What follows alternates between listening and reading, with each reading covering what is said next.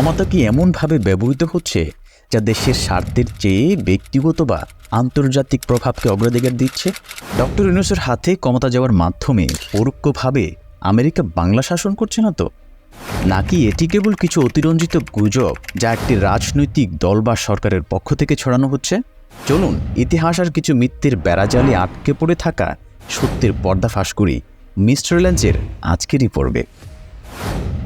আরব স্প্রিংয়ের কথা মনে আছে? আমরা যাকে বাংলায় আদর করে বলি আরব বসন্ত, মনে না থাকলেও সমস্যা নেই। আরব স্প্রিং বা আরব বসন্তের বিভিন্ন ঘটনার পটভূমির সাথে যোগসূত্র খোঁজার চেষ্টা করব আজকের এই পর্বে। আপনাকে যদি আমি গত ২০ বছরের পৃথিবীর সবচেয়ে বড় বড় রেভলিউশনগুলোর একটা লিস্ট করতে বলি, সেই লিস্টটা একদম উপরের দিকে যে নামটা থাকবে সেটা হলো আরব স্প্রিং। আরব স্প্রিং কথাটি আসার কারণ হলো বসন্ত বা স্প্রিং খুব সুন্দর একটা সময়, এবং এই আন্দোলন যখন শুরু করা হয় তখন বলা হয়েছিল যে এই আন্দোলন যদি সফল হয় তাহলে খুব সুন্দর একটা স্প্রিং বা বসন্ত আসবে, যে এই বসন্তে কোনো দুর্নীতি থাকবে না, কোনো আহাজারি থাকবে না, কোনো দমনপীড়ন থাকবে না। তাই এর নাম দেওয়া হয় আরব স্প্রিং। সাম্প্রতিক সময়ে দীর্ঘ ১৫ বছরের ফ্যাসিস্ট সরকার হাসিনার স্বৈরাচার গুটিয়ে দেশ ছেড়ে পালালো। মুক্তিযুদ্ধের পর বাঙালির ঐতিহাসিক প্রেক্ষাপটে অন্যতম অর্জন এটি, যে তরুণদের রাজনৈতিক বিমুখ, ভীতু, আড্ডাবাজ, ফার্মের মুরগি বলে ডাকা হতো, সেই তরুণ প্রজন্মই যে হাসিনার পদত্যাগের মূল কারণ হবে এটা দুঃস্বপ্নেও ভাবেনি আওয়ামী লীগের দাম্ভিক নেতামন্ত্রী। ইতিহাস খতিয়ে দেখলে বুঝবেন আরব স্প্রিং এবং বাংলার তরুণ প্রজন্মের এই জাগরণ একই সূত্রে গাঁথা।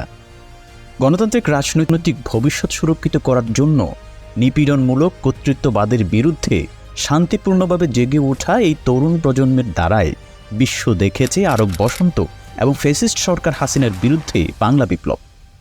১৯৯৭ থেকে ২০১২ সালের মধ্যে জন্মগ্রহণকারী জেনারেশন জি বা জেনজি, যাদের বয়স ১২ থেকে ২৭ বছর, ভয়, সংকোচ, আপোষহীন আন্দোলনের সামনে বিশাল ক্ষমতার অধিকারী হাসিনার মসনদ মুখ থুবড়ে পড়েছে সত্যি, কিন্তু প্রশ্ন থেকেই যায়, ব্যক্তিগত বা আন্তর্জাতিক রাজনৈতিক সর্বনাশী চালে পরাজিত হবে না তো? জেনজির স্বপ্নের বাংলাদেশ 2.0 যেমনভাবে অতি উৎসাহী জনগণের অতিরঞ্জিত আশা ব্যর্থ করেছে আরব বসন্তকে।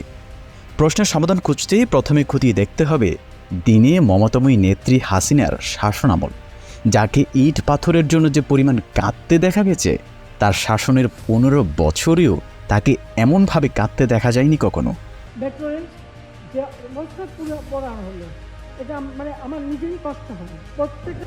যা হোক, শুরুতে যদি শুধু নামমাত্র উন্নয়নশীল বাংলাদেশের অর্থনীতির দিকে তাকায়, কোভিডের মাঝামাঝি সময়ে শুনেছিলাম আমাদের রিজার্ভ ছিল ৪১ থেকে ৪৮ বিলিয়ন ডলার, যেটা বাংলাদেশের ইতিহাসে সর্বোচ্চ রিজার্ভ ফরেন কারেন্সি। কিন্তু লাস্ট আমরা যে ফিগারটা পেয়েছি সেটা ছিল ১৪ বা ১৫ বিলিয়ন ডলার। তাহলে মাত্র ২ থেকে আড়াই বছরে বাকি টাকা কি হাওয়ায় ভেসে গেছে? এই ভিডিওটা দেখার পর মমতাময়ী নেত্রী হাসিনার কিছু লোকজন এসে বলবেন বাংলাদেশের যত বড় বড় স্থাপনা সবই আফার আমলে। আবার উদাহরণ দিয়ে বসবেন পদ্মা সেতু, মেট্রো রেল এবং হাওয়া বদলের টিকটকারদের অতি প্রিয় টানগুর হাওড়া ব্রিজের মতো নিদর্শনের। আপনাদের জন্য ছোট্ট একটা হিসেব দাঁড় করায় চলুন। পদ্মা সেতু নির্মাণে খরচ হয়েছে ৩২,০০০ কোটি টাকা, আর দরবেশ বাবার ব্যাংক ঋণ ৩৬,০০০ কোটি টাকা। বিশ্বব্যাংকে পলক সাহেবের ৪০,০০০ কোটি টাকার ঋণ। জয় ও তার খালাতো বোন টিউলিপ রূপপুর বিদ্যুৎ কেন্দ্র থেকে মাত্র ৫৮,০০০ কোটি টাকা নিয়েছে। এসালম গ্রুপ এবং ইসলামিক ব্যাংক থেকে লোন নিয়েছে ৫০,০০০ কোটি টাকা। কি চমৎকার উন্নয়ন! মানতে কষ্ট হলেও এই ঋণ পরিশোধের দায়ভার আমি আপনার মতো সাধারণ জনগণের। জাতিসংঘের এক প্রতিবেদন উঠে এসেছে, আজকে জন্ম নেওয়া শিশুটারও গড় হিসেবে বিশ্বঋণ ১.৫ লক্ষ টাকা। এখানে শেষ নয়, হাসিনার এক পিয়নেরও নাকি জমা আছে ৪০০ কোটি টাকা।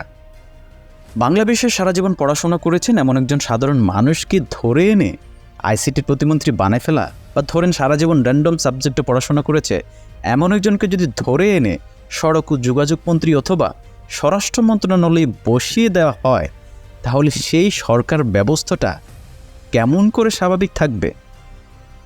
কথা অন্য জায়গায়, দেশ ছেড়ে পালানো মুরব্বীদের অবশিষ্ট টাকা রেখে ক্ষমতা হারানোই ভীষণ মন খারাপ। অন্তর্বর্তীকালীন সরকারের প্রধান উপদেষ্টা ডক্টর ইউনূসের হাতে ক্ষমতা যাওয়ার পর তাকে ট্যাগ লাগানো হয় সুদখোর, আমেরিকার গোপন দূত ইত্যাদি। মজার বিষয় হলো নোবেল নাকি সুদ খাওয়ার জন্যও পাওয়া যায়। সোর্স আওয়ামী লীগের 5 আটা পড়াশোনা না করা চায়ের দোকানে আড্ডা দেওয়া চাঁচা। ক্ষমতা হারানোর পেছনে কারণ হিসেবে অসহায় মমতাময়ী নেত্রী তার বিরুদ্ধে প্রমাণসহ সকল অভিযোগ অস্বীকার করে দায়ী করেছেন আমেরিকার কূটনৈতিক রাজনীতিকে। আরও বলতে চাইছেন সেন্ট মার্টিন দ্বীপ আমেরিকার হাতে তুলে না দেওয়ায় এই ষড়যন্ত্র। অভিযোগ করেছেন যা এখন ডক্টর ইউনূসের মাধ্যমে আমেরিকা হাসিল করবেন, যার প্রতিটাই যে রাজনীতি এবং ব্যক্তি স্বার্থ মেটাতে নতুন গুজব তা এই প্রজন্ম ভালো করেই জানে।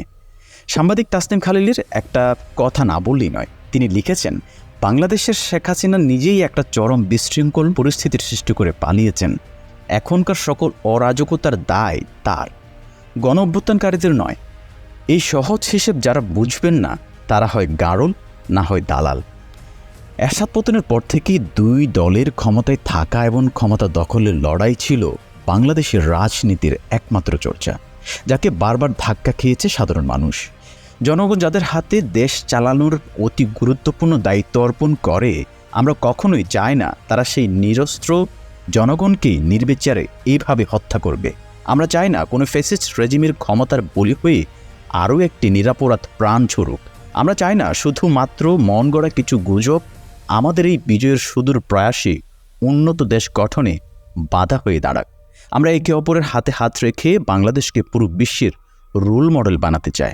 ইনশাআল্লাহ আপনি পাল্টে গেলে পাল্টে যাবে দেশ, ঘটবে নতুন এক বিপ্লবের সূর্যোদয়।